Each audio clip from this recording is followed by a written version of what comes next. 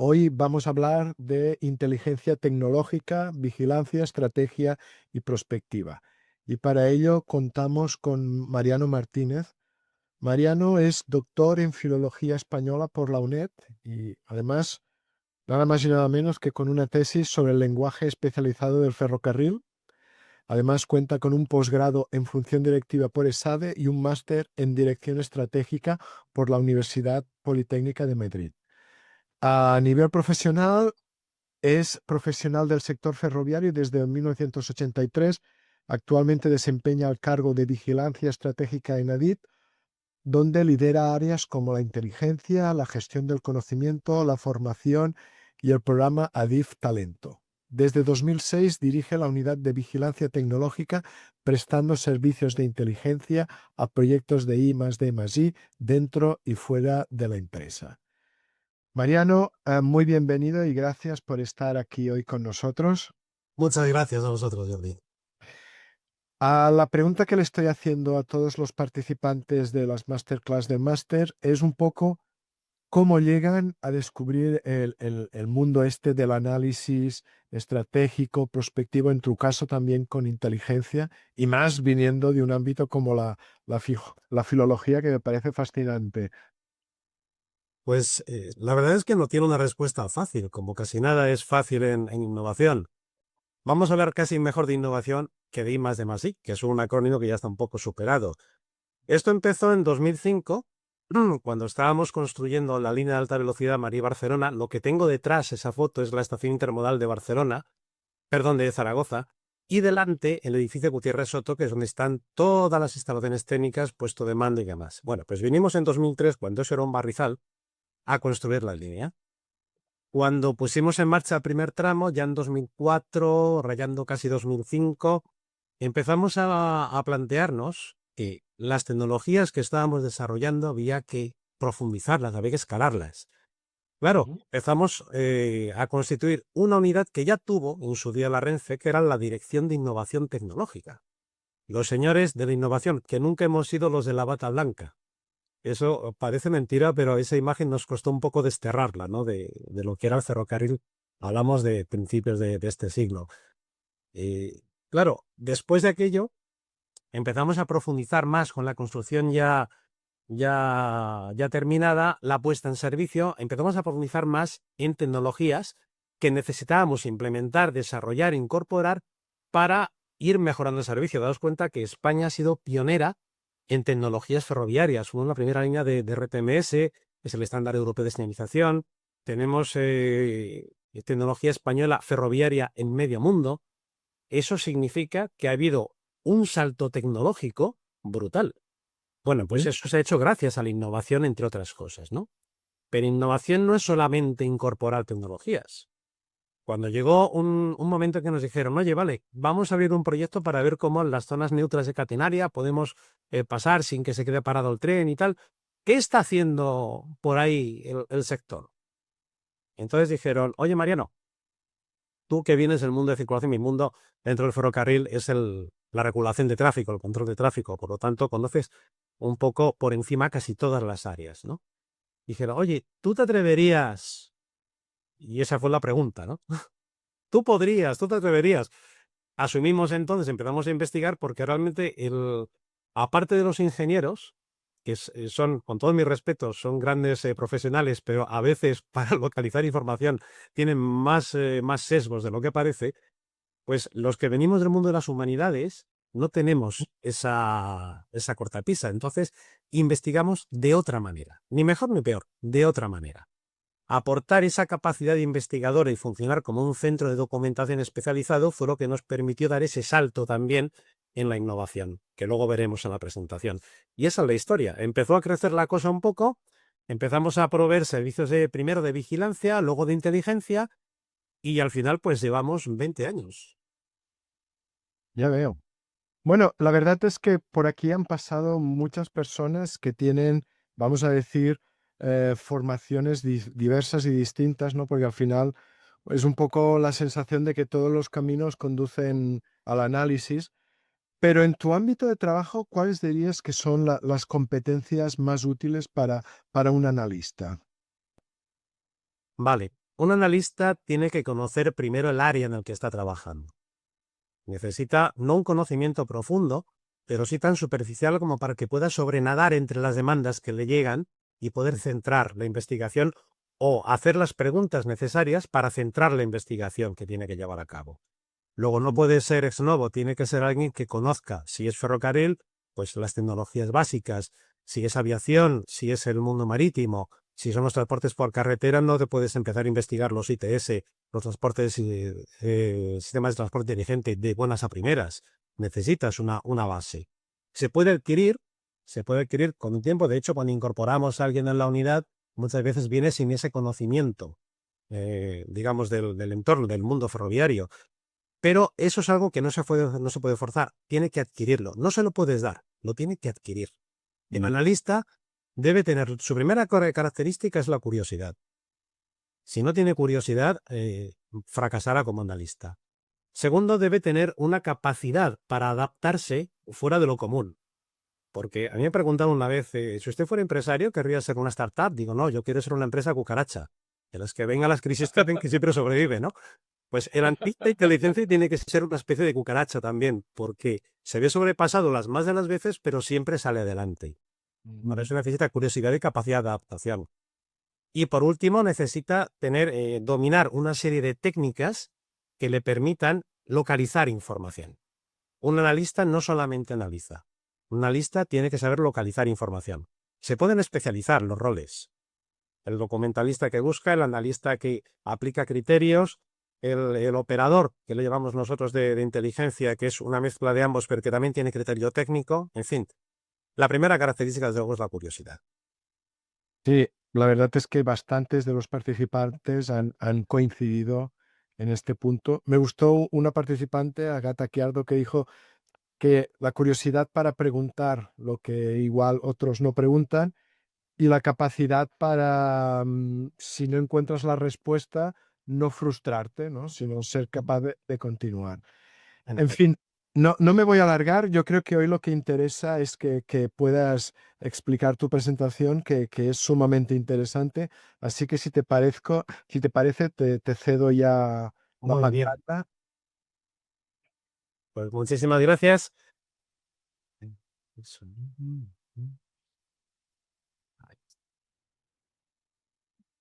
Yo voy a tratar de no aburrir al auditorio porque lo que voy a explicar puede parecer muy técnico. Voy a hablar de lo que es la inteligencia estratégica en el mundo del transporte y específicamente en el del ferrocarril, que es donde yo me muevo.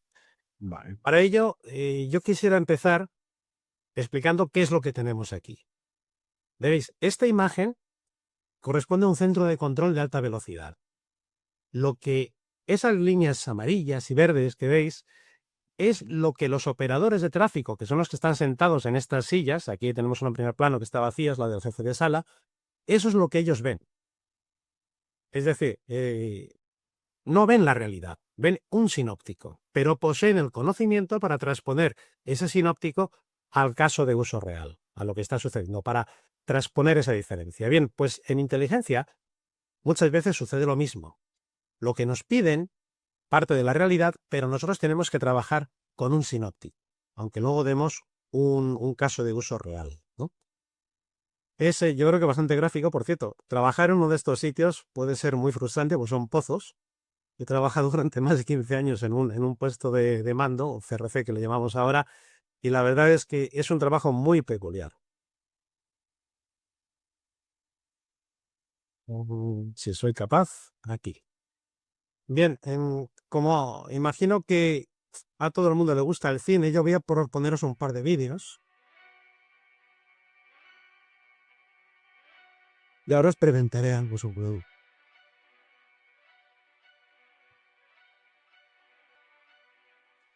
In der 16. Stunde am 21. Juni 1931 gab Oberbaurat Schubert das Zeichen zur Abfahrt für den Propellertriebwagen von Franz Kruckenberg.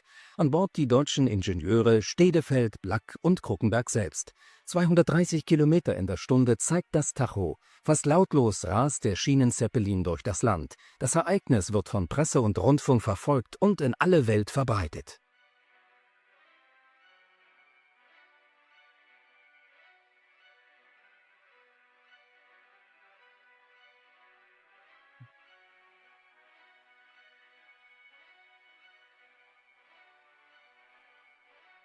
Berlin ist fast erreicht. Auf dem Bahnhof Berlin-Spandau wird der Schienenzeppelin erwartet. Da ist er. Nur 1 Stunde und 38 Minuten war der Propellertriebwagen unterwegs.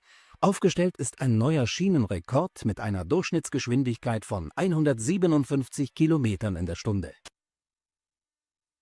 Bien, me imagino que habrá muchas preguntas, sobre todo aquellos que no hablen alemán, como es mi caso, pero no hace falta el idioma. Yo lo que quiero que veáis aquí son algunos detalles. Por ejemplo, imagino que todos habéis fijado en el tren, pero esto que veis aquí son enclavamientos. Se le llaman enclavamiento en el mundo ferroviario a la relación de dependencia que hay entre los aparatos de vía, los desvíos, las señales, calces, diversos aparatos. Se movía a mano. Estamos en 1931, están haciendo pruebas con un prototipo que montaba en cola un motor BMW de aviación de 7.000 caballos con un aspa que yo desde luego no sería tan valiente de quedarme de pie en el andén como se quedaban ahí esperando que entre aquello, sobre todo si esa mañana no me he afeitado porque me afeitan gratis. Pero estamos viendo que hay tecnología punta que es mezclar el mundo de la aviación con el mundo del transporte terrestre, vamos a dejarlo ahí, y meterse a 200 kilómetros por hora por una vía en la que vas dando botes. No había las técnicas de nivelación que hay ahora. Otra cosa muy interesante que hay aquí es esto. Esto es una señal de tipo semafórico. Cuando se mueve un desvío, esta señal se pone vertical a 45 grados, horizontal o bien hacia abajo. Bien, hemos dicho que ese prototipo alcanzaba los 200 kilómetros por hora. Cuando el maquinista llega a esa velocidad, pierde toda capacidad de reacción. Se le cruza un conejo y no lo ve. Se le cruza algo más grande, una vaca, por ejemplo, y desde que la ve hasta que tira del freno, ya se la ha llevado por delante, porque no tiene capacidad de reacción. Otra cosa interesante que hay aquí, veréis, aparte de los relojes, que han variado poco y siguen siendo tremendamente útiles. A ver, otra cosa interesante que tenemos aquí es esto. Un señor conduciendo un tren en la cabina. Ahora mismo, todo lo que es alta velocidad es conducción automática, precisamente por lo que hemos dicho de la capacidad de reacción. En esta línea de Barcelona vamos a 300 por hora, en Francia llegan a 320. Pero ya desde el año 92, que íbamos a 250 a Sevilla, el maquinista ya se sentaba, abría el regulador, que es como el acelerador del tren, y dejaba que los sistemas hicieran su trabajo. Bien, pues imaginaos lo que es conducir un motor de aviación puesto en cola que puede descargar con una facilidad tremenda y estar pendiente de la vía. Pendiente para nada, porque no puedes parar el tren, evidentemente. Esto que veis aquí, por cierto, hay muchos vídeos de estas pruebas, entre 1931 y 1933, hay hasta maquetas en escala H0.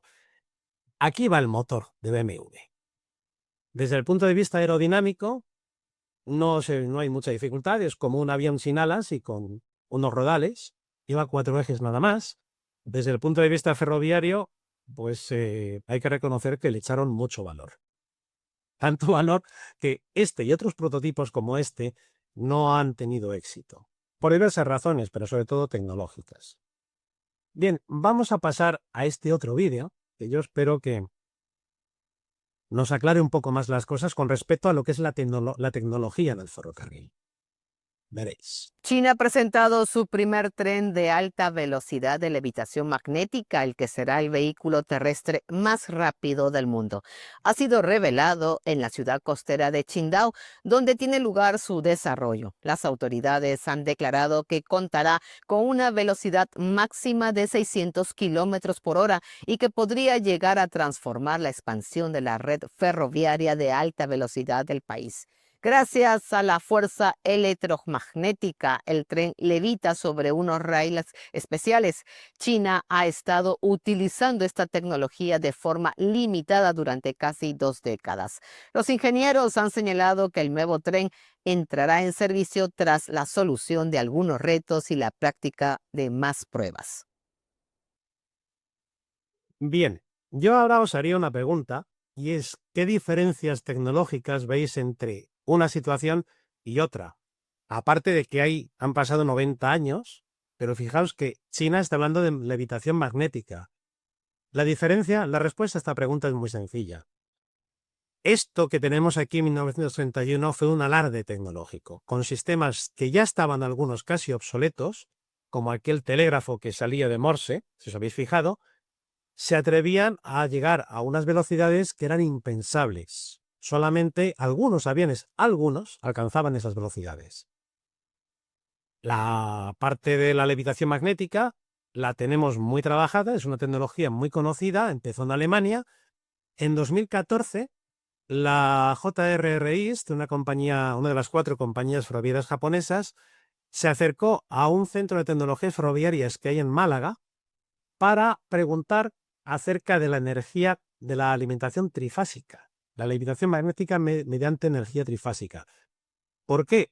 Porque este tipo de soluciones son tan hacederas como esta. Si esto fue un alarde, la levitación magnética y sobre todo la trifásica es posible, pero es desde luego poco recomendable. Primero, por consumo que tiene.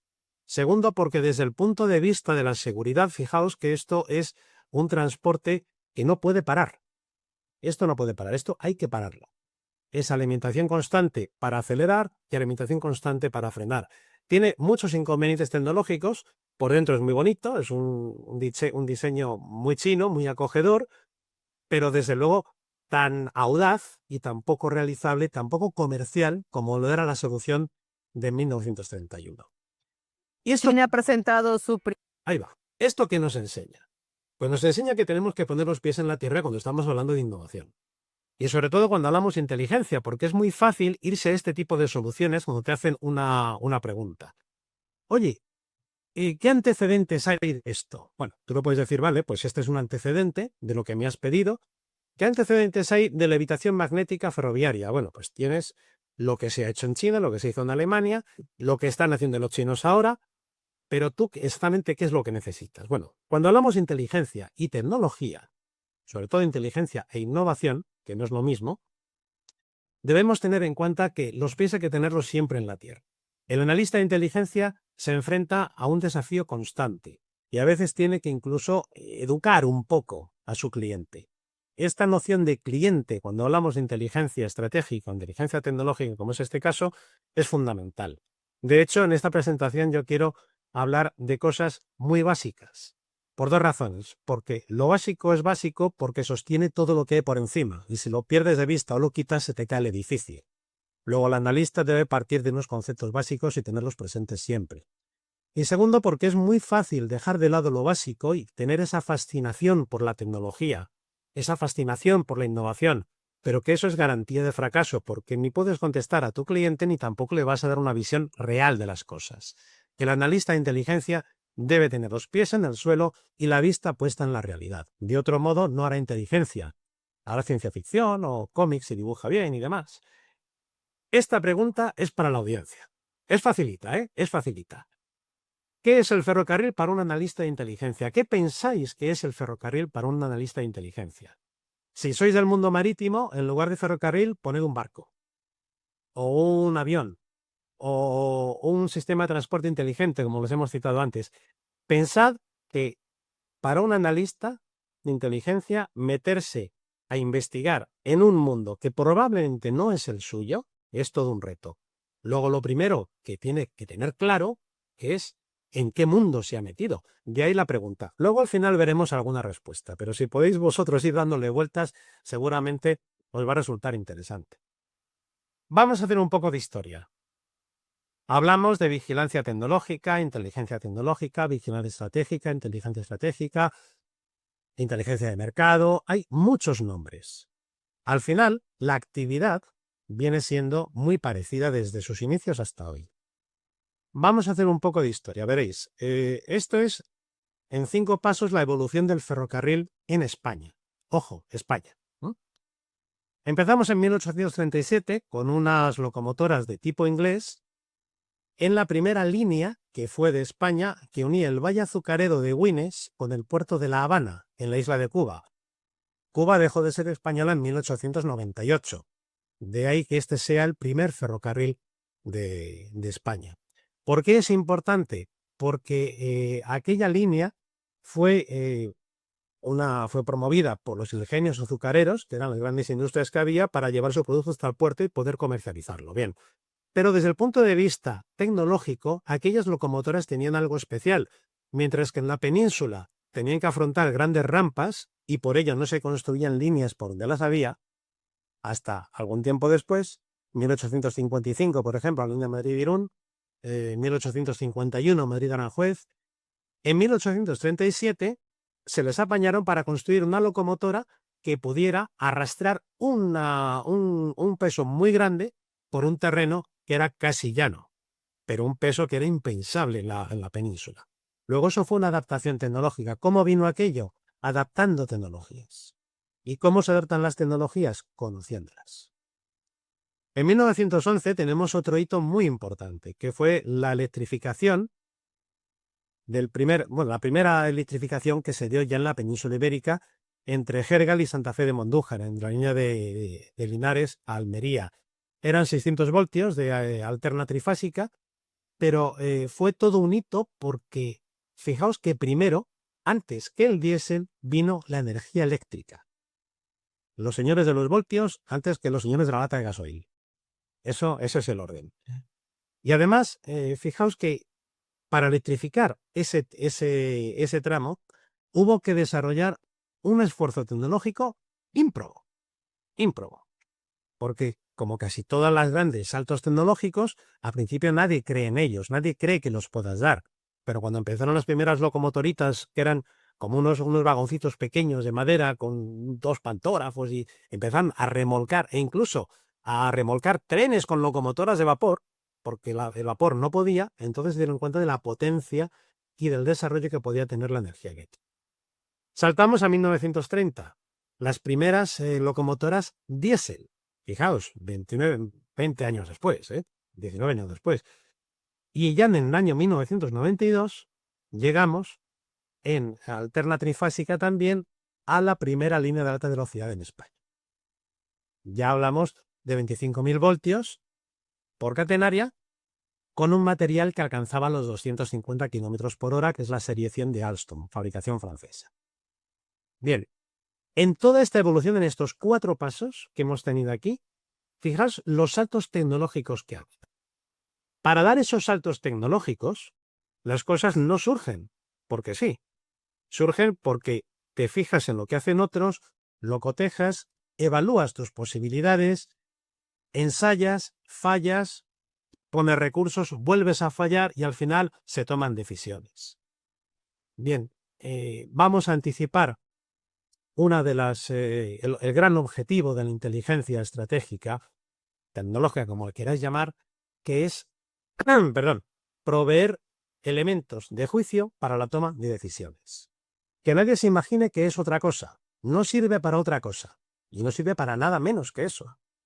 Si yo estoy en un consejo de administración y tengo que decidir en una empresa pública si llevamos a cabo una licitación de miles de millones para incorporar una tecnología que está funcionando en otros sitios, pero que aquí no sabemos si va a funcionar, me querré informar. ¿Cómo me informo? Mediante alguien que me diga, oye, esto ha funcionado, esto puede tener esta escalabilidad, aquí puede dar estos resultados, estos son los que ha dado, estos recursos vas a necesitar y la tecnología que vas a incorporar no ha llegado a su curva de obsolescencia. Y tiene la suficiente recorrido como para considerarla madura, o poder madurarla tú o poder desarrollarla tú. Todas esas cosas son elementos de juicio que se tienen en cuenta para tomar esas grandes decisiones. Si lo reducimos de tamaño y vamos a la empresa, a la tienda de electrodomésticos del señor Juan, aquí en el barrio de Las Fuentes, pues podemos decir, vale Juan, ¿vas a empezar a vender estas cámaras frigoríficas? ¿Vas a tener mercado? ¿Estas cámaras tienen el estándar de garantía que tú quieres dar a tus clientes, que quieres usar como marca de tu empresa? Vale, ¿cómo te enteras de todo eso? Y esto nos lleva a una conclusión muy interesante, y es que todas las empresas, todas las organizaciones, digámoslo así, de un modo u otro, hacen inteligencia. Tengan o no tengan una unidad de inteligencia. En 2008, aquí en España, el administrador de infraestructuras ferroviarias, que es mi empresa, consiguió una certificación. Nos costó un año. prepararnos. Pero fuimos la primera empresa ferroviaria pública del mundo que llegó a certificar un sistema de gestión de I+D+I, en este caso, uno de cuyos procesos es vigilancia tecnológica. Así se llamó entonces. Ahora ha cambiado de nombre, pero básicamente es la misma actividad enriquecida con algunas otras. Bien, en 2006 ya habíamos creado una unidad de vigilancia tecnológica en Adif. Y en 2008 conseguimos esta certificación. La mantenemos y no solamente eso, sino que seguimos siendo para el mundo ferroviario una referencia. Esto no es hacer publicidad. Veréis, en España tenemos un defecto y es que somos tan buenos como se dice por ahí fuera y normalmente más de lo que estamos dispuestos a admitir. Eso es un error. El analista de inteligencia no es modesto, ni debe serlo. Debe ser consciente de sus capacidades porque si no lo es, difícilmente va a poder poner los ojos en el éxito que debe tener para satisfacer la necesidad de su cliente. Seguimos con un poco de historia. 2006. Teníamos un servicio enfocado a lo que hacían los equipos que desarrollaban proyectos de innovación, I+D+I. Ahora hablaremos de ese acrónimo. Algo más tarde, cuando conseguimos la certificación, ya empezamos a pensar un poco más en grande. Dijimos, vale, un sistema de gestión de I+D+I tiene planificación de proyectos, tiene selección de ideas que te llegan y que pueden llegar a un proyecto, tiene fomento de la creatividad, tiene revisión por la dirección, tiene vigilancia, tiene protección de resultados, tiene un montón de cosas. Y todas esas actividades fueron demandando a la unidad de vigilancia trabajos. Por ejemplo, uno que solía llegar. En esta época hubo un movimiento registral bastante importante, porque se creaban resultados nuevos y había que protegerlos.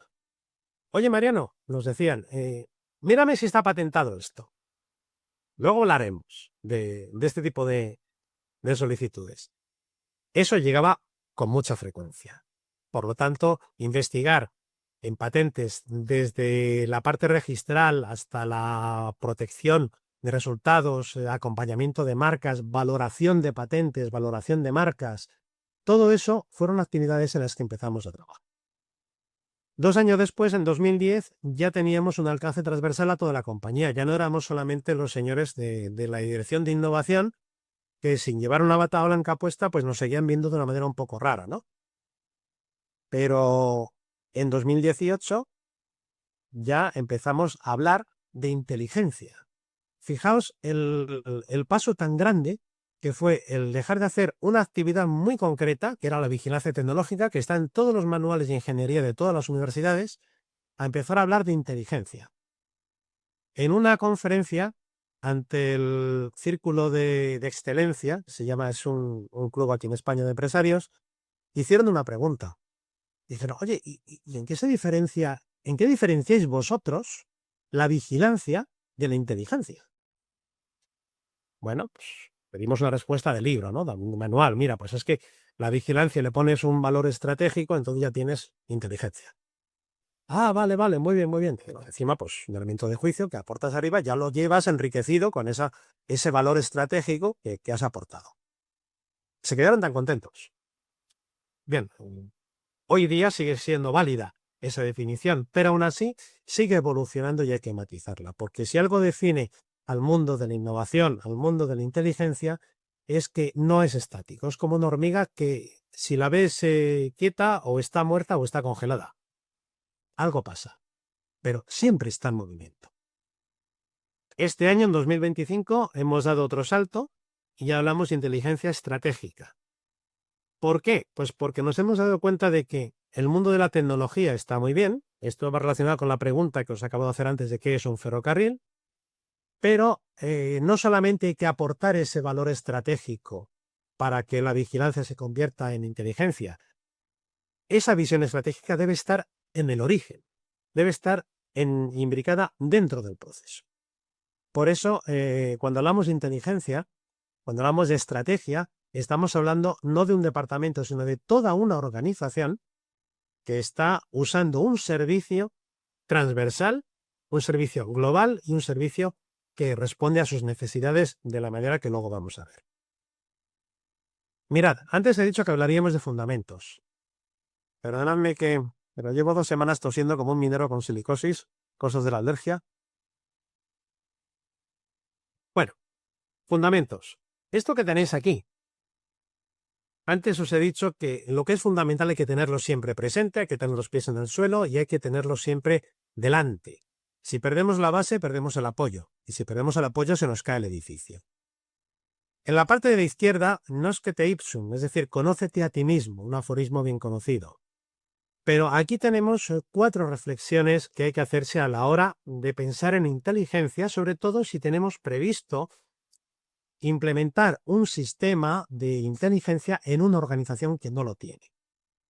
Esto es muy importante porque cuando nos preguntan, normalmente les hacemos estas preguntas, ¿no? Decimos, oye, mira, pues tienes que hacerte esas 4 reflexiones antes de tomar la decisión. Primero, si es sector público o sector privado. Parece una distinción muy de perogrullo, pero ni los recursos son los mismos, ni los intereses son los mismos, ni los alcances son los mismos. El sector público suele ejercer un efecto tractor sobre el sector privado, de modo que las grandes cifras, las grandes licitaciones de construcción de puertos, de terminales aeroportuarias, de estaciones, de líneas de ferrocarril, suelen movilizar de una manera muy importante al sector privado.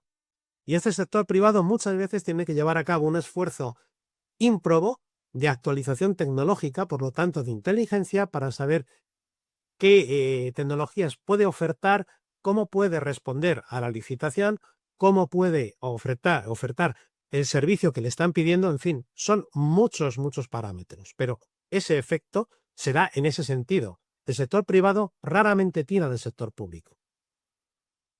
Por otra parte, para conocerte a ti mismo parece mentira, pero tienes que mirar hacia afuera. Eso está relacionado con lo que acabo de decir, que fuera consideran la tecnología española en todos los ámbitos, pero sobre todo en transporte, consideran la tecnología española como un referente. Y aquí pues parece que nos traemos un poco de menos. Y cuando miras hacia afuera o participas en proyectos internacionales, te estás dando cuenta de que valoran lo que haces. Y muchos de los documentos que ellos manejan están basados en documentos que tú has elaborado aquí. Unas especificaciones técnicas, por ejemplo, de un sistema de señalización, pueden haberse discutido, preparado, escrito en borrador en un proyecto que se ha ejecutado en España y a través de instituciones europeas acabar en una especificación técnica de interoperabilidad que es de obligado cumplimiento para todo el territorio de la Unión. Fijaos el alcance que tiene. Hay que preguntarse también qué lugar le vas a dar a la inteligencia en la compañía. Ojo, no es lo mismo el sector público que privado. En el caso de Adif, por ejemplo, que es mi empresa, nuestro negocio fundamental no es la inteligencia, no es la tecnología, no es la innovación. Pero recurrimos a la inteligencia para que otros servicios puedan funcionar y sobre todo la innovación. ¿Por qué? Porque la innovación da respuesta a las necesidades de todos los departamentos. Esto es una cuestión de estrategia y un planteamiento organizativo también. Una empresa privada puede tener incluso como una línea de negocio los servicios de inteligencia. Hay muchas, en Internet puedes encontrar muchísimas. Hay centros tecnológicos, sin embargo, que dicen, bueno, pues el core de mi negocio, aun siendo empresa pública, privada o medio pensionista, que hay de todo en la Viña del Señor, pues es ofrecer servicios de consultoría. Ahí está la inteligencia también. O bien desarrollar productos específicos dentro de tecnologías concretas. Ahí también está la inteligencia. Esto nos lleva a la parte baja, mirar hacia adentro, el análisis interno. Mientras que mirando hacia afuera, el análisis externo nos dice cómo nos ven, el análisis interno nos tiene que llevar a hacer un ejercicio de introspección. ¿Está preparada mi organización? ¿Mi organización lo necesita? ¿Qué recursos puedo yo aplicar? Vamos a la parte de la derecha. ¿Alguien puede decir qué significan esas siglas? I igual V más A. Bueno, no os preocupéis, ya os lo digo yo, ¿veis? En el mundo de la inteligencia militar se suele decir que la inteligencia es igual a información más análisis. Estamos en el mundo tecnológico, por lo tanto, para nosotros la inteligencia es igual a vigilancia más análisis. va un poco en relación con lo que os he explicado antes. ¿Por qué hacemos esto? Pues porque esta fórmula, la del IVA, es fundamental. Si haces solo vigilancia, si te dedicas a sacar la foto, haz cuenta que hacer vigilancia es como abrir una ventana. Tú tienes puestas antenas, coges la cámara y haces foto ahí donde has puesto las antenas. Bien, pero si eso lo comunicas, si es lo que te han pedido, vale. Pero si eso lo comunicas, estarás mandando una foto, no estarás aportándole más que la oportunidad de haber tomado esa imagen en un momento dado y en un lugar concreto. Si le aportas, sin embargo, una relación entre todas las imágenes que has sacado y le dices cómo han ido evolucionando y cómo puede ser su evolución futura, es lo que se llama hacer una prospección, pues entonces le estás aportando ese valor estratégico, ese análisis. Ahí estás haciendo inteligencia. Luego, no hay que quedarse en la vigilancia. Hay que hacer vigilancia más análisis. Esa es la inteligencia y eso debe estar en el inicio del proceso. Naturalmente hay que ponderar muy bien el alcance que va a tener. O sea, no puedes, si lo que te han pedido es una investigación de resultados de proyectos o si tienes que aportar elementos de juicio para decidir si se va a patentar un desarrollo probable en un proyecto, tienes que medir muy bien el alcance. No le puedes dar 500 páginas, dicho llanamente, porque no se las va a leer, no te las vas a leer ni tú. Tienes que ver también, a la hora de hablar de inteligencia, cuál es la utilidad. Y yo aquí siempre digo lo mismo, y se lo digo muchas veces al equipo. A veces como llamada de atención, a veces para que cada uno ponga los pies en el suelo. Es muy fácil levantarlos, ¿eh? Señores, la inteligencia o es útil o no tiene sentido hacerla. Si no es útil, si no reporta a la compañía de alguna manera, en ahorros, en ventajas competitivas, en lo que sea, si no tiene algún retorno para la compañía, algún retorno que se pueda medir, entonces no es útil y por lo tanto no hay que hacerla porque son recursos y sobre todo en el sector público mal gastados. Así que la vigilancia, la inteligencia tienen que ser útiles en todo momento. Hay que mantener el contacto con la base, lo que os digo, no levantar los pies del suelo. Veréis, un ejemplo que yo suelo poner es que Adif es un administrador de infraestructuras ferroviarias. A mí me encanta preguntar a los auditores qué entienden ellos por ferrocarril. Y me dicen, pues un tren y tal. Digo, no, vamos a ver, tú imagínate, un túnel es un tubo. Dentro hay un tren, pero el tren va a ser unos carriles, estos están apoyados en traviesas, estos en piedra troceada o en una placa de hormigón, por encima hay una catenaria, hay señales a los lados. Un ferrocarril es muy complejo, hay un montón de cosas dentro del túnel, además del propio túnel. O sea, tienes que saber dónde te estás moviendo. Si levantan los pies del balasto, que es como llamamos esa piedra troceada que hay en la vía, entonces pierdes el contacto con la realidad. Y ese es el vicio normal del analista de inteligencia, perder el contacto con la realidad. Caer en la fascinación, caer en alcances que son más ficticios que reales. Por eso siempre hay que tener muy claro la utilidad y mantener el contacto con la base. Eso es fundamental. Y por último, la necesidad. Lo que estoy haciendo es necesario. Lo que me han pedido, entiendo que es necesario para quien me lo ha pedido. Porque si no, pues no acudiría al servicio que estoy prestando. Fijaos que ya he dicho varias veces la palabra servicio. La inteligencia tecnológica, estratégica, vigilancia, como lo queráis llamar. La inteligencia es un servicio. Y es un servicio orientado a cliente. Tanto da que sea cliente interno, cliente externo, es tu cliente. Y tienes que darle a tu cliente lo que te ha pedido. Ahora veremos cómo.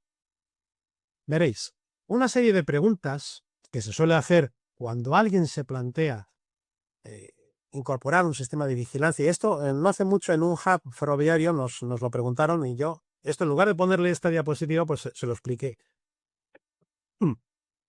Perdonad.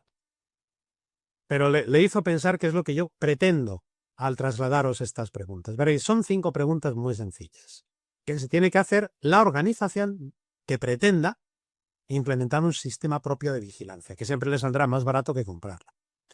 Bien, primero, ¿esto dónde lo pongo? A ver, sé lo que me vas a dar, sé lo que me estás, entiendo la utilidad, entiendo, vale, pero ¿dónde pongo yo esto? ¿Lo pongo en área de recursos humanos? ¿Creo una dirección nueva con todo lo que eso implica? ¿Dónde pongo yo esto? Bueno, la inteligencia normalmente tiene un entorno. y un entorno que le es propio. En el caso de ADIF, pues es la Dirección de Innovación. ¿Por qué? Porque proveemos servicios de inteligencia fundamentalmente a equipos que desarrollan proyectos de innovación. Pero en el caso de una empresa farmacéutica, por ejemplo, que tiene una I+D+I muy fuerte, quizá le interese también poner ese servicio de inteligencia en la parte comercial. Fijaos lo que os estoy diciendo, una farmacéutica que lo ponga en la parte comercial. ¿Por qué? Porque una parte de la inteligencia de mercados, que es potentísima y además es fundamental para meterse en mercados, sobre todo donde no has entrado antes, tiene que facilitar esas claves que anticipen el entorno al que te va en el mercado en el que pretendes entrar o las líneas que pretendes abrir. Entonces, la inteligencia siempre tiene que tener un entorno propio. Por otra parte, ¿a quién se lo encargo? Contrato una asistencia técnica, incorporo a un señor de la universidad, cojo al primer hacker que vea que va a acabar haciéndome una aplicación para el móvil fabulosa, pero no me va a dar resultado. ¿A quién le encargo yo esto? Bueno, pues eso depende de la orientación. Inteligencia es estrategia. Tiene que estar alineada perfectamente con la estrategia de la compañía. De otro modo, difícilmente le vas a sacar la utilidad y difícilmente vas a saber dónde ponerla y cómo aprovechar sus resultados. Luego, quien vaya a hacer inteligencia, aparte de estar formado, ser competente y tal, debe tener una orientación muy, muy, muy estrecha con la estrategia de la compañía. ¿A quién se lo vas a encargar entonces? Pues a veces a su cliente principal, a veces al servicio que pueda gestionar todas las demandas que le vayan a llegar. Esto es una cuestión de estrategia y de organización.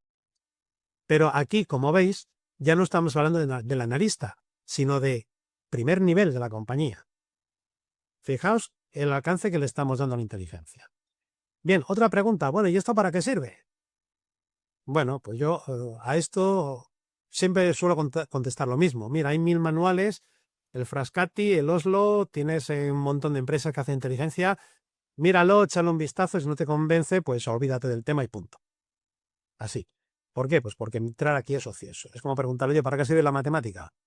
Bueno, pues hay 1000 aproximaciones. Vale, ¿es realmente necesario? No puedo yo cuando estoy haciendo un proyecto, oye, Pepe, pues joder, si necesitas información, búscatela. Sí, pero a lo mejor ese tal Pepe, que es un ingeniero de primera línea, tiene que estar gerenciando un proyecto y primero, no tiene tiempo. Segundo, quizá no tenga el criterio suficientemente agudo como para localizar la información que necesita. Ojo, la que necesita, no la que quiere, no la que espera, la que necesita. Ahora veremos más de esto. Y luego una pregunta, ¿vale? ¿Y esto en términos monetarios, cuánto me cuesta? Aquí entramos ya en cuestiones organizativas también. Si lo haces con recursos propios, pues no te va a costar mucho porque son los sueldos que ya estás pagando. Un ordenador, un par de muebles para ponerlos en un sitio y tal, si quieres, pero poco más.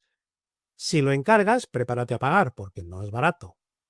Si lo haces con recursos propios, es decir, con tus propios empleados, pero le vas a comprar una suscripción a algunas cuantas fuentes en base de datos y alguna de las herramientas de vigilancia que hay por el mercado, pues te va a costar algo, pero seguramente va a ser muy asequible. Esto al final lo tienes que comparar, no cuánto me cuesta, sino cuánto me ahorro, qué retornos me produce la inteligencia. En términos de ahorro, en términos de he evitado pegarme contra la pared, en términos de menos mal que hemos abandonado este proyecto, porque resulta que ya lo estaban haciendo en otro sitio y no lo sabíamos, y en términos de me van a pisar la patente, tengo que hacer algo al respecto. ¿Por qué? Porque los daneses o los alemanes o los suecos están haciendo algo muy parecido y están ya en el último año de proyecto, están probando ya el prototipo.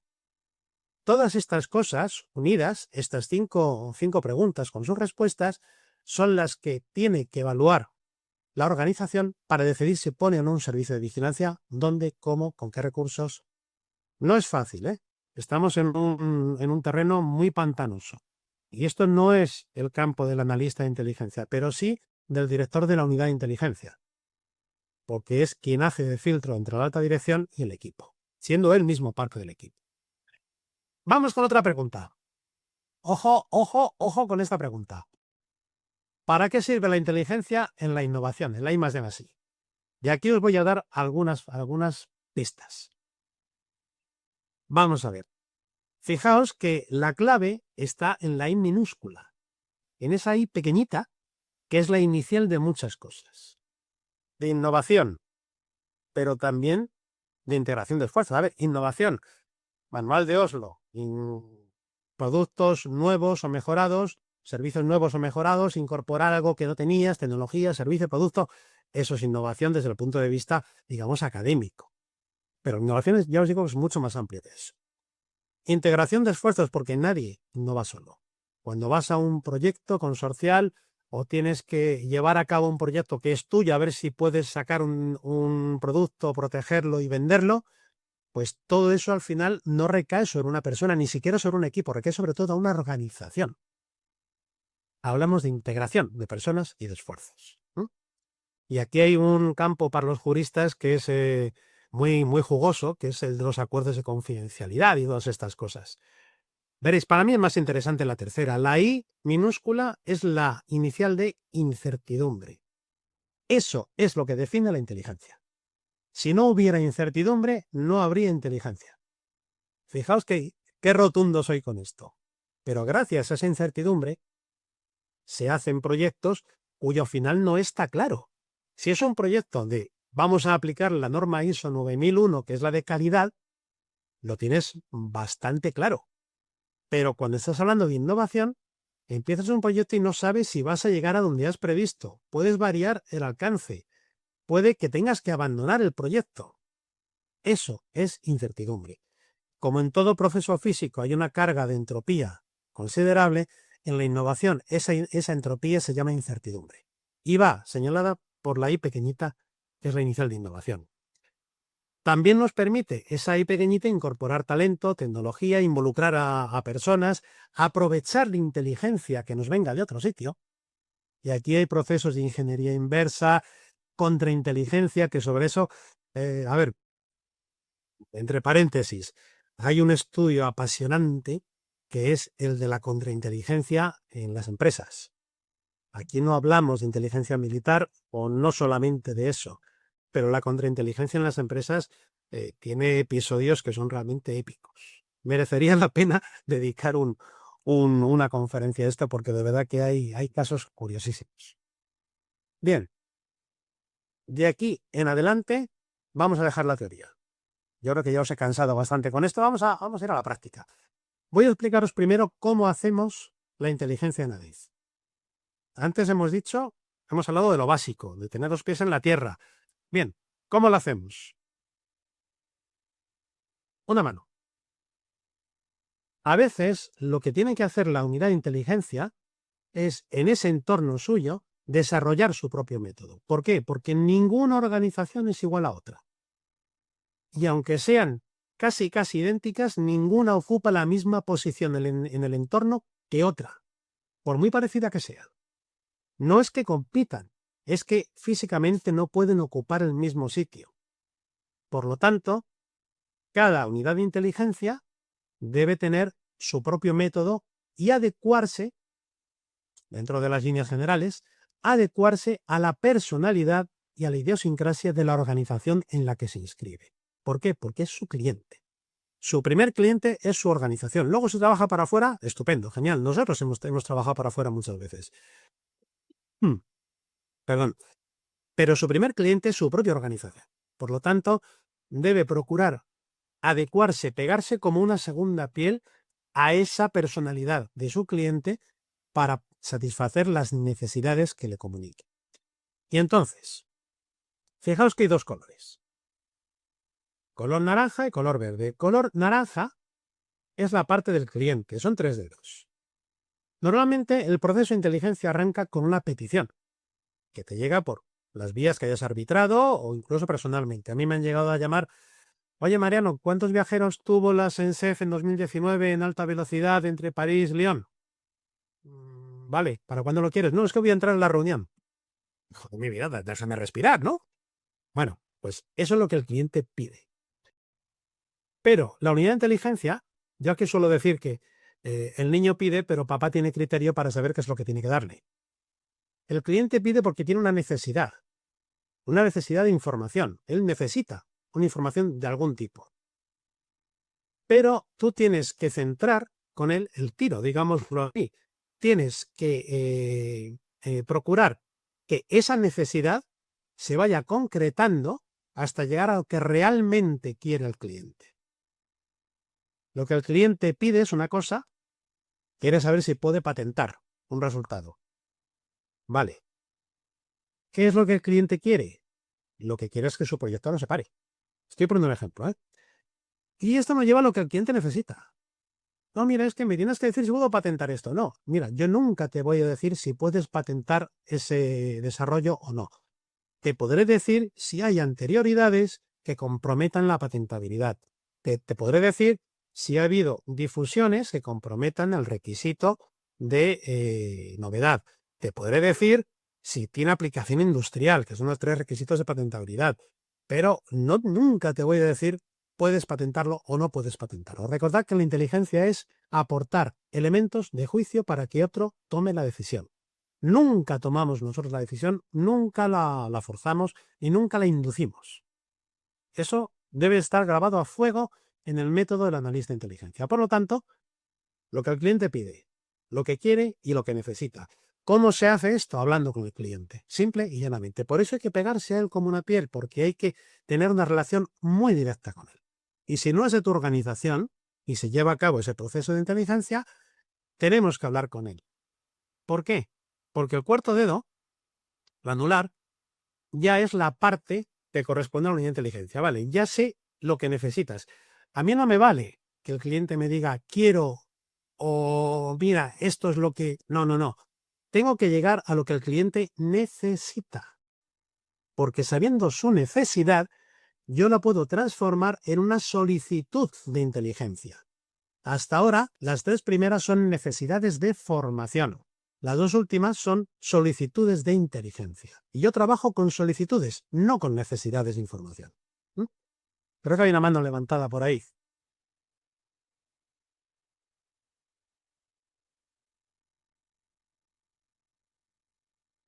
Las preguntas las haremos en un rato. Lo que pasa que no sé si te falta mucho.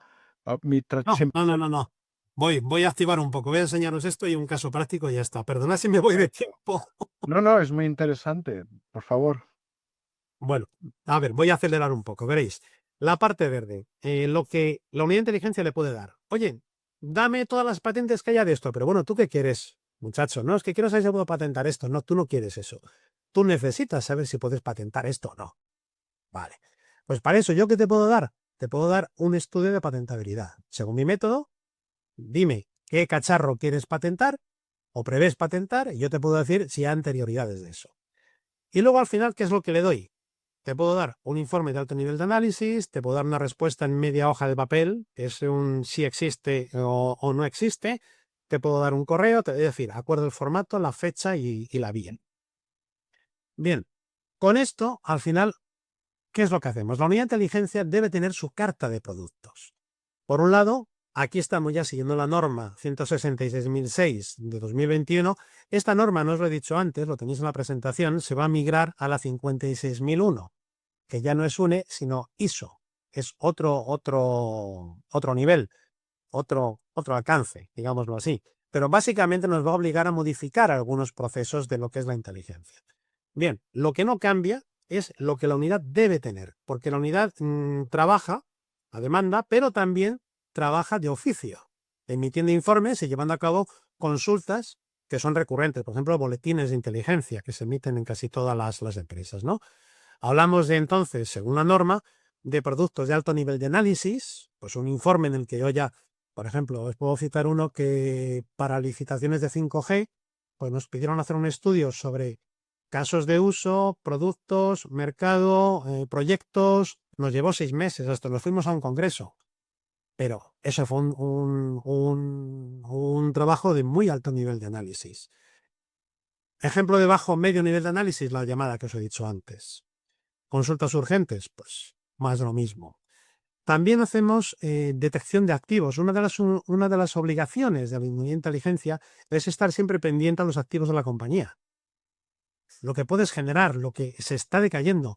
Es más, muchas veces la protección de resultados, la comunicación, fijaos qué cosa, protección de resultados, comunicación e inteligencia van unidas. Digamos que es la misma dirección, por así decirlo, con áreas diferentes, pero unidas. Los programas de intraemprendimiento tienen muchísima relación con esto. En ADIF llevamos ADIF Talento, que es emprendimiento interno o intraemprendimiento, que de las dos maneras se lo puede decir. Proyectos, pues está claro, es donde se está generando la tecnología y la innovación. Luego es el primer cliente de la inteligencia. Al final lo que dice la derecha, a capitus quod calcem plus ultra, de la cabeza a los pies llegar más allá. Ese es el objetivo. Y ahora os voy a mostrar un ejemplo de lo que hemos hecho en ADIF en temas de vigilancia. Veréis, hemos hablado mucho de estrategia. Seguro que todos habéis oído hablar del DAFO, pero también recordad que os he dicho que la unidad de inteligencia debe desarrollar sus propios métodos. Bien, pues nosotros hemos desarrollado uno para hacer un diagnóstico DAFO, no un análisis. Un análisis lo resuelves en media hora con 2 líneas perpendiculares, 4 cuadrantes y poniendo 3-4 cositas en cada cuadrante. No, eso no sirve. Esto es un sistema, una metodología que hemos desarrollado dentro de la unidad de inteligencia tecnológica de ADIF y que utilizamos desde hace ya años para la I+D en ADIF, para la innovación. Entonces, manejamos 2 tipos de entornos. Esto que veis aquí a la derecha es el análisis interno, donde tenemos los 7 criterios de la FQM, con unos subcriterios que fijamos, medimos su impacto, de modo que si es una variable que yo puedo modificar, cuyo impacto puedo modificar directamente, si puedo modificarlo pero a través de otro, o bien no puedo modificarlo. Y si es un impacto positivo o negativo. Hacemos lo mismo con el sector, el análisis externo, pero aquí en lugar de la FQM, que la FQM sabéis que es calidad, utilizamos el análisis PEST más la L de legal. El PESTEL o PISTEL, no sé cómo decirlo exactamente, pero es un análisis PEST. Tenemos criterios políticos, económicos, socioculturales, tecnológicos y legales. Esos son los entornos que miramos. Establecemos subcriterios, que son agrupaciones, variables, y hacemos lo mismo.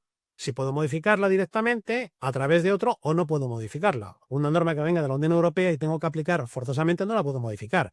Ahora bien, si yo estoy en el comité TC37 de AENOR, posiblemente sea una variable que yo pueda modificar indirectamente. Son algunos ejemplos. Alguna que pueda modificar directamente, contratar personal, por ejemplo. Eso se puede hacer. Al final, ¿a dónde llegamos? Llegamos a esto. Perdonad, no os he dicho que el análisis externo tiene 2 partes. Lo que afecta directamente a la compañía y lo que afecta globalmente a empresas que son como la mía. Luego son 3 partes. Análisis interno, análisis externo en un entorno general y análisis externo en un entorno específico. Al final son 85 variables las que manejamos, identificamos variables con sus impactos, analizamos los impactos y las trasladamos a esto. Esto está hecho para el auditor. Me vais a perdonar. Yo he discutido con los auditores muchísimo y me encanta hacerlo porque ellos tienen su trabajo y yo tengo el mío, ¿no? Que es complicarles la vida.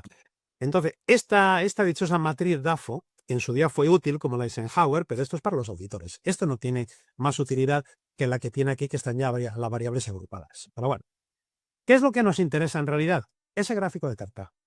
Todo esto que habéis visto es para llegar a un gráfico de tarta y medir que entre el factor de riesgo, que son las debilidades más las amenazas, y el factor de optimización, que son las fortalezas más las oportunidades, no haya una diferencia que sobrepase un umbral, ni tampoco se aproximen demasiado. Con más tiempo yo podría explicaros este método, pero bueno, al final es un método que nos está dando muy buenos resultados y que se puede escalar a cualquier actividad de la compañía o la compañía en conjunto. Pero como veis, lo pongo aquí como ejemplo de que la unidad de inteligencia no solamente opera sobre datos, tiene que desarrollar su propia personalidad y en este caso metodologías.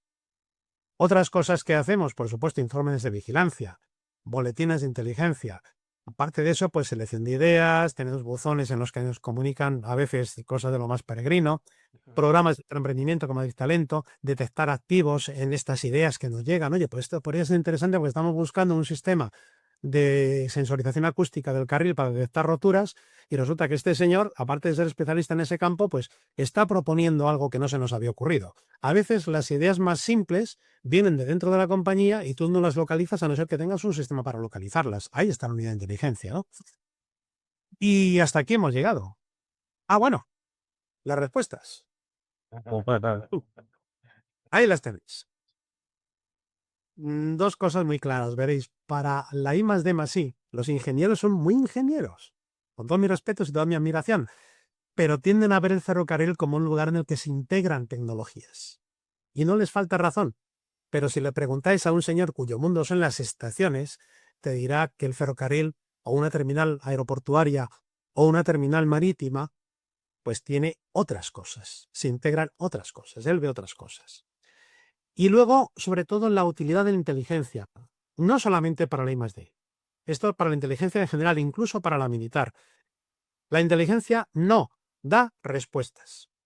Quien piensa esto, que vea otra vez este vídeo, que se lea la presentación. La inteligencia no da respuestas. La inteligencia tiene una misión, que es ayudar a quien tiene que tomar la decisión a hacerse las preguntas adecuadas. Esa es la misión de la inteligencia. Quien quiera respuestas, pues tiene la filosofía, tiene la religión, haya las respuestas, pero no la inteligencia. Bien, pues muchísimas gracias y perdón por la brasa. No, no, al contrario, me sabe mal que te hemos tenido que apresurar un poco. A ver, tenemos una primera pregunta. Mi pregunta de Alejandro Pozo, ¿eh? Mi pregunta se relaciona con los recursos naturales. ¿Podría decirnos cómo va a afectar el auge de los trenes de alta velocidad y de levitación electromagnética a la demanda mundial de minerales críticos y tierras raras? ¿Cuáles serán los materiales que van a ser especialmente codiciados en este sentido? Indirectamente. A ver, un tren es como un coche. Es un montón de plástico y materiales inflamables que se lanzan a 300 por hora por una vía. Pero el ferrocarril es mucho más que eso, es infraestructura. Y sobre todo en este caso, para responder a su pregunta brevemente, es infraestructura de comunicaciones. Todo lo que se hace en alta velocidad se regula con un móvil. Es una banda de frecuencias de GSM, de hecho es el GSMR en el rango de 800-900. La evolución de esta tecnología, que llamada GSMR, es el FRMCS, Future Railway Management Communication System. O sea, eso, lo de futuro se lo pusieron hace años, ¿eh? Ahora ya no es futuro. Esto del mundo de los acrónimos es muy divertido. Pero bueno, quiero deciros que al final todo lo que el transporte en general se basa cada vez más en comunicaciones. Luego, todo lo que demanden las comunicaciones de componentes, de semiconductores, de tierras raras, será el impacto que tenga con respecto a tu pregunta. Vale. Pues estaba, como de momento no hay más preguntas, te iba a pedir, ya que no has... A ver, dice Alejandro vuelve al ataque. ¿Podría añadir además comentarios sobre la perspectiva en materia de transportes de las grandes potencias? Ahora ya te piden geopolítica. Y está bien, veréis. Hablemos de geopolítica y transporte. 2021 fue declarado por la Unión Europea el Año Europeo del Ferrocarril. Es muy europeo todo, pero eso tiene una razón de ser. Veréis, los medios de transporte son muy contaminantes, especialmente la aviación, eso lo sabemos, contamina 70 veces más que el ferrocarril, o el ferrocarril contamina 70 veces menos que el avión. Ahí se puede ver de dos maneras. Todo lo que significa esto es que hay que decidirse por cómo se organiza el sistema de transporte. El transporte en sí es un servicio público. Cómo lo prestes es otra historia. Puedes privilegiar uno u otro. En Canadá o en Micronesia es absurdo hablar de alta velocidad.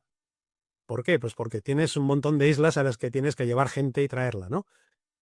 Pero en términos geopolíticos, la Unión Europea ha apostado por el ferrocarril. Esto significa que los proyectos que estamos llevando a cabo ahora, financiados en gran parte por la Unión Europea, y no olvidéis que cuando decimos financiado por la Unión Europea es porque antes los Estados miembros han aportado dinero a la Unión Europea, luego pagados, bueno, a escote, esos grandes proyectos tienen desde la digitalización, conducción automática, alta velocidad, mejoras en mercancías, todo eso tiene un objetivo y es cómo entiende la Unión Europea el ferrocarril y lo define de una manera muy curiosa.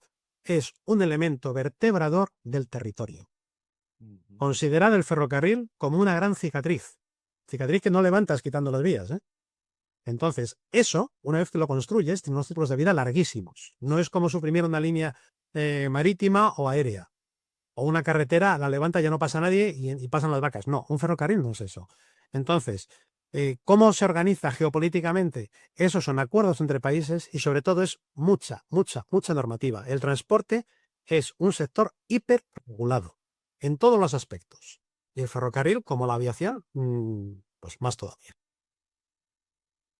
Vale, hay una pregunta que no acabo de entender porque dice, ¿cómo trabaja España en su conjunto en este aspecto con el resto de la comunidad europea? Que no sé si es el tema de transportes o el tema del ferrocarril en general.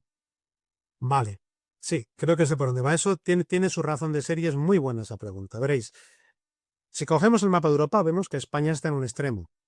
No somos el caso de Alemania, que está en el centro y tiene frontera con un montón de sitios. Nuestras fronteras son muy problemáticas, además, porque tenemos anchos de vía diferentes. Luego, nuestra estrategia para comunicarnos con el resto de Europa y que Europa se comunique con nosotros, que no solamente es sacar cosas, es resolver el problema del ancho de vía. En viajeros está resuelto. Y en mercancías hemos desarrollado tecnología, el proyecto Mercabe, que es un eje de ancho variable específico para mercancías. Ya no hace falta transbordar la carga ni cambiar los ejes en la frontera. Con ese eje lo tenemos resuelto. Por otro lado, tenemos que estar de la mano con la Unión Europea, de estar en los foros en los que esa normativa se está generando, porque esa normativa tiene un lado absolutamente perverso y canalla. Y es que si tú no estás en los foros donde esa normativa se genera, luego te va a venir y la vas a tener que cumplir. Luego más vale estar y opinar que no estar y luego quejarte. Y en tercer lugar, estamos desarrollando, antes os he dicho que España es un referente mundial en tecnología, y eso es por obligación. Somos unos, me vais a perdonar la expresión, supervivientes. Porque al estar en un extremo y tener a Portugal obligado, porque tiene el mismo ancho que nosotros y tiene que pasar por nosotros, al estar en un extremo, tenemos que buscar las soluciones tecnológicas, políticas, económicas y sobre todo normativas para poder llegar a Europa. ¿Sabéis cuál es el sueño todo ferroviario, el sueño húmedo todo ferroviario? Un tren desde Vladivostok hasta Santa Apolonia en Lisboa. Un solo tren. Ese es el sueño. ¿Eso se puede hacer ahora? Todavía no. Todavía no. Pero estamos en ello. Bueno, yo de hecho, no sé si aún es el caso, pero me acuerdo que una vez me contaron que en el área metropolitana de Barcelona hay 5 anchos de banda de raíl, con lo cual la logística se hace interesante.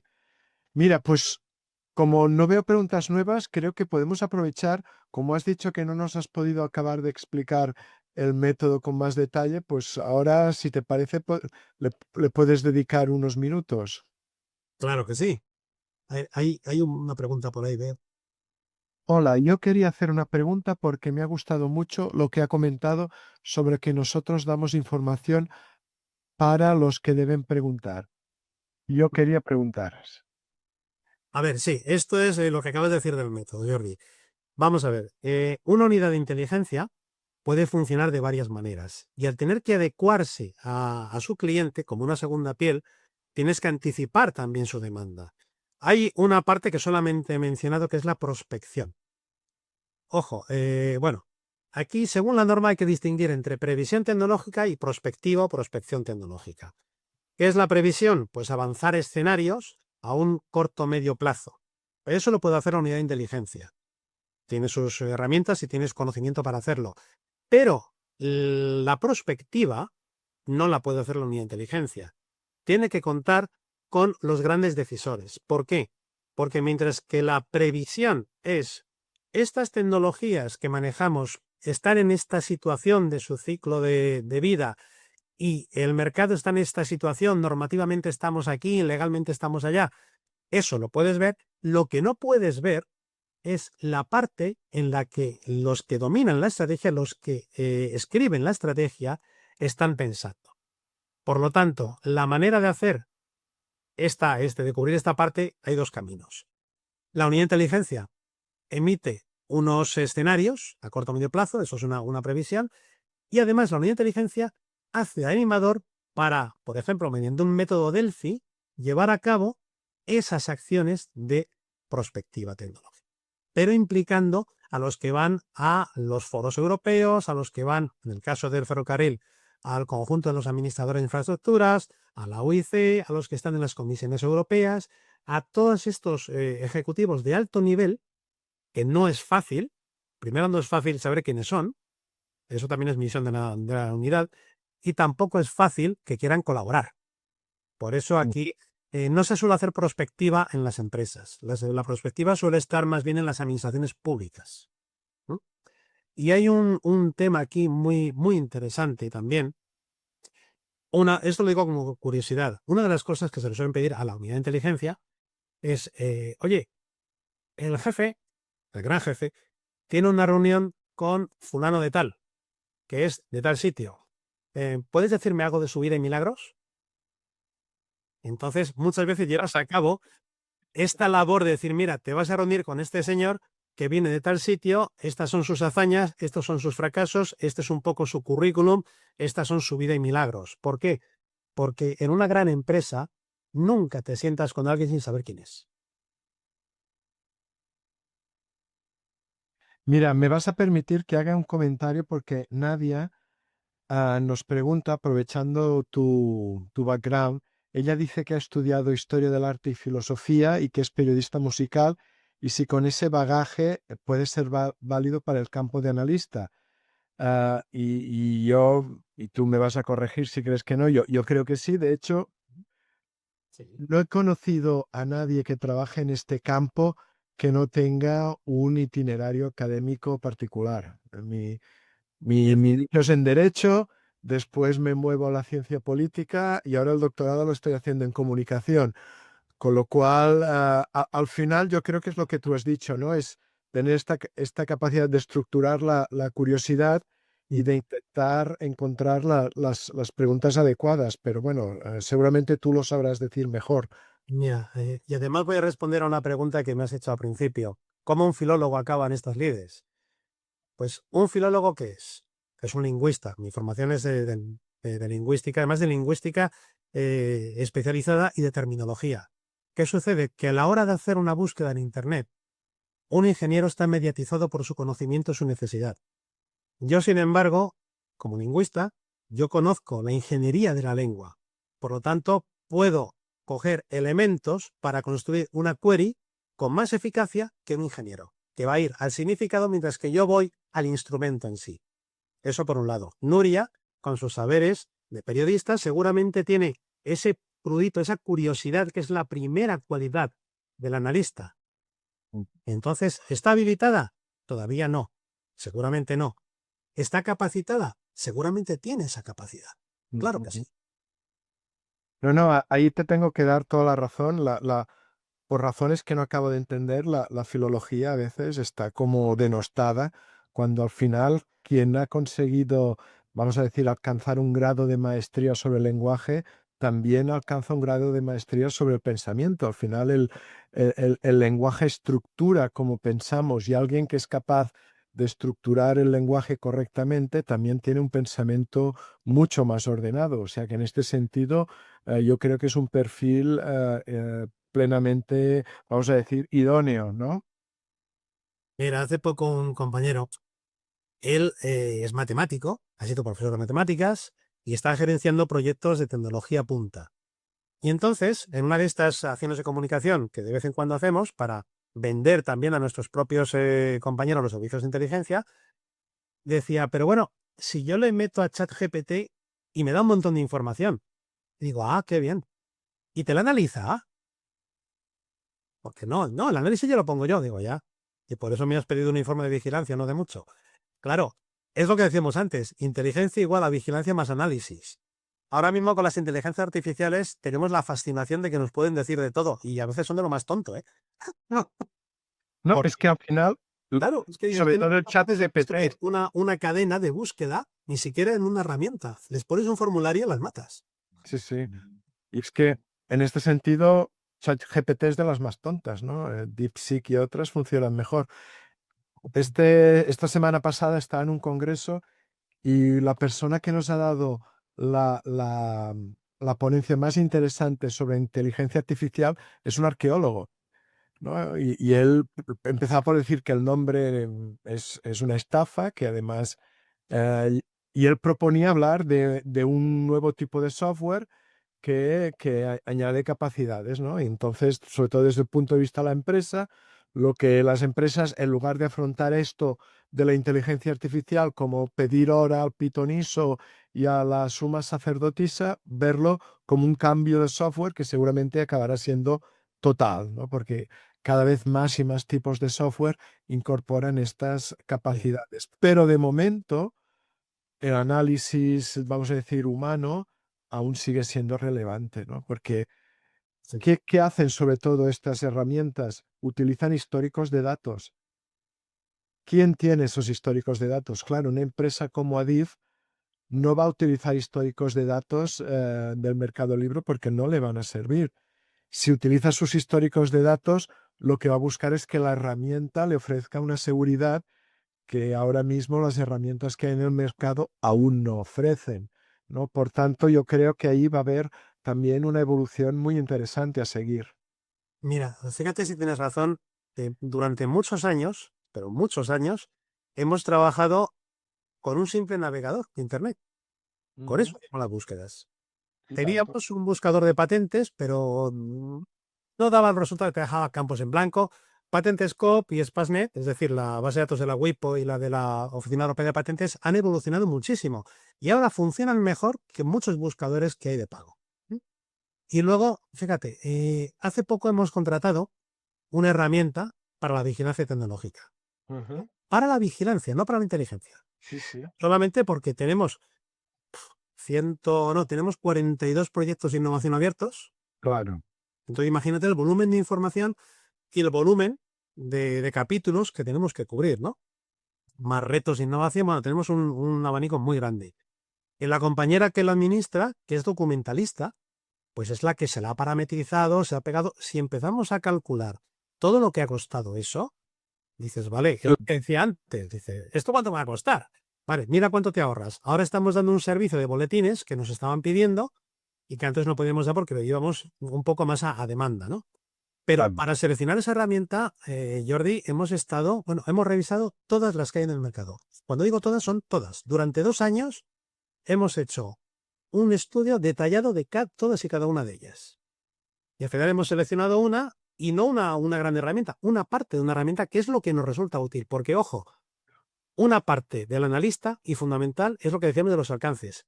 Mide el alcance. No te compres zapatos de charol si vas a recoger garbanzos. Claro. Esa es la historia.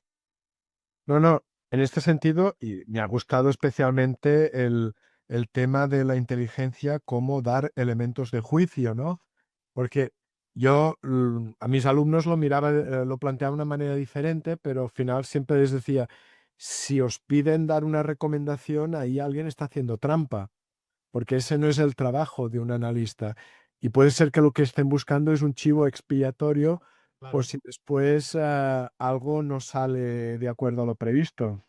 Y fíjate, hace poco nos pidieron un informe. Voy a revelar nada más que lo que es el tema. Apoyos POT, es decir, apoyos elastoméricos para viaductos. ¿Vale? Pues decía, oye, ¿cómo puedo yo determinar el ciclo de vida de esos apoyos elastoméricos sin tener que coger un dron, subirme y tal? Digo, bueno, vamos a ver qué tecnologías hay. El resultado del informe, oye, no hay nada. Dice, ¿para esto habéis estado 2 meses? Me dan ganas de retorcer el cuello, ¿no? Pero decir, mira, es que lo que has pedido es tan específico, hemos hecho un estudio, nos ha llevado un trabajo de la leche, pero al final es que no hay nada. Y si te dice el informe que no hay nada de esto, es que tienes un campo para innovar abierto completamente. O sea, si yo te hubiera dicho, mira, hay tantas patentes, hay tantos desarrollos, eso está en tal curso de la universidad o tienes tantas referencias bibliográficas o tal señor es un experto, pero no lo hay. Entonces, ese es otro de los servicios que da una inteligencia. Igual que te dicen, oye, es que, a ver, si yo te pido que me des esto y no me lo das, digo, claro, es que no lo hay. Ese es uno de los factores de éxito en la unidad de inteligencia. Nadie te ha contradicho. Como lo es también el ver un informe tuyo en manos de un ministro. Y dices, menos mal que lo cuidamos, ¿no? Sí, sí. No, pero fíjate que lo difícil que es demostrar que algo no existe. Es un poco como la prueba imposible. A mí me pasó con un proyecto sobre modelos para medir el impacto de la generación, distribución y consumo de energía en un territorio. Nos tiramos a la piscina pensando que habría agua y no había agua. Y eso nos llevó 3 meses hasta que el cliente se quedó contento de que exactamente no había y nos teníamos que inventar uno. Y ya tienes aquí dos prospectivistas yendo a conferencias de energía como expertos en el tema porque habíamos tenido que desarrollar un método que era literalmente el caso del tuerto en el país de los ciegos. Pero hay una cosa fundamental a mi modo de ver, y es que hay que hacer ver al cliente que la inteligencia no es labor de uno solo. Antes lo he dicho, es la I de integración de esfuerzos, integración de talentos, incertidumbre. La inteligencia nunca, nunca, nunca es labor de uno solo. No. Porque si tú respondes un informe firmándolo como Mariano Martínez, dices, vale, esta es la opinión de Mariano, este es un experto. No, no somos expertos en nada. No es nuestra misión esa. Yo te ayudo a que te hagas preguntas porque detrás ha habido un equipo de personas que ha estado investigando y está aplicando técnicas muy sofisticadas a veces para darte ese elemento, ese informe. No es elemento de juicio, como has dicho, que me parece una muy buena manera de Es que es el objetivo de la inteligencia. definirlo, ¿no? No, porque al final, y muchas veces en el tipo de trabajo que hacemos, tiene mucho más valor una pregunta bien formulada que una respuesta apresurada, ¿no? Lo que pasa que no sé si igual tú ya tienes al cliente, vamos a decir, un poco adiestrado, ¿no? Pero al principio hay audiencias y destinatarios que les cuesta aceptar Sí. que no es eso lo que podemos proporcionar un analista, ¿no? Hay que desarrollar, por eso va unido a veces la inteligencia con la comunicación, porque en el proceso de inteligencia el último paso, bueno, el penúltimo, es la comunicación de resultados. Y el último suele ser la retroalimentación. Entonces, una vez que has comunicado los resultados, pues ahí tienes que empezar a hacer un poco de proselitismo, si me permitís la expresión, de que, oye, existe una unidad que está a tu disposición, que la tienes a tu servicio, que tiene estas capacidades. Entonces te empiezan a preguntar cosas.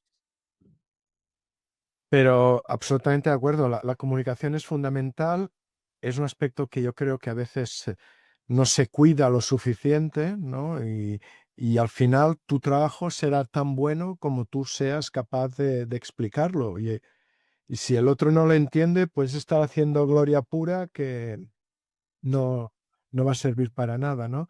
Yo tengo a mi hijo que está haciendo una ingeniería, le ha tocado hacer un módulo de reacción y siempre se había burlado de que yo me dedico a escribir y tal, y ahora he entendido que un texto, por pequeño y modesto que sea, pues también es un desafío, ¿no?